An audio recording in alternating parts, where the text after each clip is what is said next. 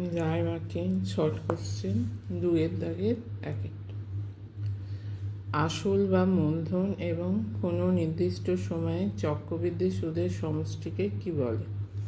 তাহলে আসলের সঙ্গে চক্রবৃদ্ধি সুদের সমষ্টিকে বলে সমূল চক্রবৃদ্ধি। তাহলে 2-এর দাগের 1-এর উত্তর হবে সমূল চক্রবৃদ্ধি। আসল প্লাস চক্রবৃদ্ধির সুদ হচ্ছে সমূল চক্রবৃদ্ধি।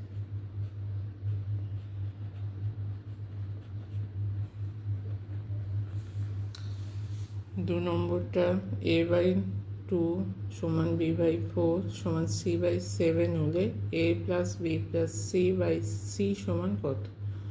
তাহলে এই a/2 সমান b/4 সমান c/7 এইটা সমান k ধরে নিতে হবে। 2 নম্বর a/2 সমান b/4 সমান c/7 সমান হচ্ছে k ধরি। a সমান হচ্ছে 2k, b সমান 4k, c সমান হচ্ছে 7k। অতএব a plus b plus c/c সমান মান বসালে হবে 2k plus 4k plus 7k by c এর মান হচ্ছে 7k। তাহলে 2, 4, 7 যোগ করে হচ্ছে 13k বাই 7k, কেটে দিয়ে হচ্ছে 13/7। 3 নম্বর অর্ধবৃত্তের পরিধি তার কেন্দ্রে কত ডিগ্রি কোণ উৎপন্ন করে? অর্ধবৃত্ত আঁকি।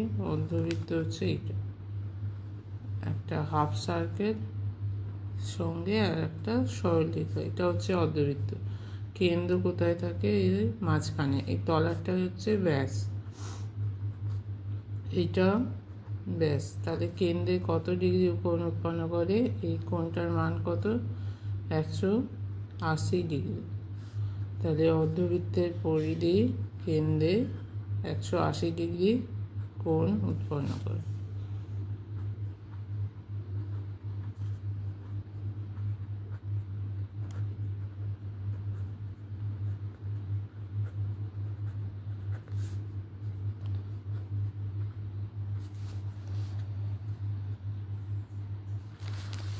আচ্ছা, তারপর 4টা tan θ মাইনাস 15 ডিগ্রি সমান 1/√3 হলে sec θর মান কত?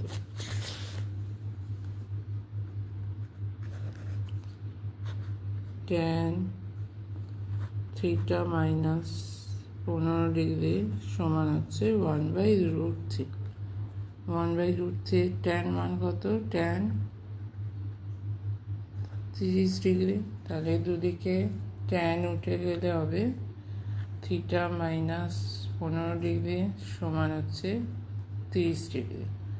θ সমান হচ্ছে 30 প্লাস 15 সমান 45 ডিগ্রি। অতএব sec θর মান sec θ সমান sec 45 ডিগ্রি। আচ্ছা, sec 45-এর মান কত? √2। cos 45-এর মান হচ্ছে 1/√2। cos এর উল্টো হচ্ছে sec, তাহলে sec 45-এর মান হচ্ছে √2।